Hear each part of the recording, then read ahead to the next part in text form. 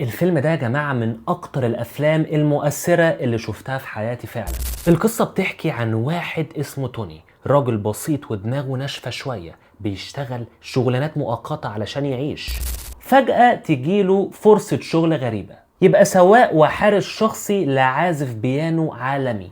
المشكلة هنا إن دون راجل مثقف جدا، اسود البشرة وعايش في عالم مختلف تماما عن توني. الاتنين بيطلعوا رحلة طويلة في جنوب أمريكا، زمن كان فيه العنصرية بشعة جدا. طبعا بيواجهوا مواقف صعبة جدا ومحرجة خصوصا لدون، رغم انه فنان كبير جدا بيتم التعامل معاه احيانا بشكل مهين.